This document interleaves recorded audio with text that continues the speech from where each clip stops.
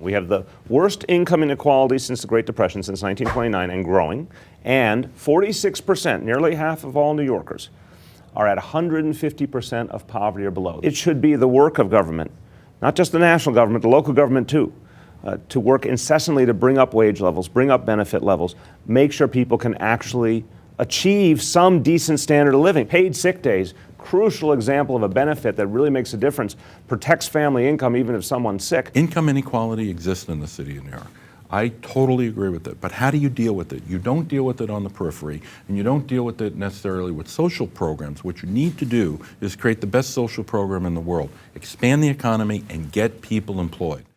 I've said there's only one way to fundamentally change the negative effects of stop and frisk. 1, a new police commissioner, 2, a racial profiling ban, and 3, an independent inspector general. That package, when I say one way, I mean this triad, this package of 3 things is the only pathway to fundamental change. If you leave out any one of them, you're not going to get the kind of deep-seated change we need. And anybody who commits racial profiling should be disciplined and in the most severest possible way. The police department owes it to the community to discuss with the community what they are allowed to do within the rules of federal law. Everybody in the community needs to know that, and they need to say if the cops aren't doing what they're allowed to do, everybody should understand that. Bill's political philosophy is based off of the idea that the government needs to be intrusive, and he decided to pick murderers in the forms of Sandinistas.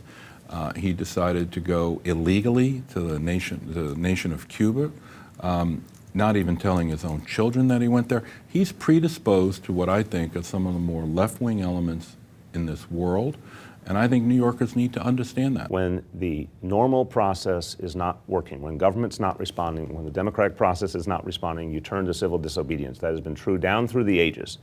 And I've done it before in my political life when necessary. I want to try a form of leadership that says we need parents involved. We need their voices, we need their critique, we need their ideas, but we also need their responsibility and their involvement. I think you can get both done, but you can't do one without the other. Do you think that having after-school programs for middle school students, all of that, do you think taxing the rich is really the best solution? I think it's fair to ask a little more from those doing well. I think it's necessary to turn around the school system. I want all schools to be excellent schools. I want no low-performing schools. We have got to find a way to elevate these programs up. And it begins and ends with the teachers. I am very pro-teacher. My job as mayor is to give them the resources to become excellent teachers. It's going to cost me as mayor to do that. I understand that. But the benefit is the children of the city of New York will get an education, an excellent education, preparing them for the 21st century economy.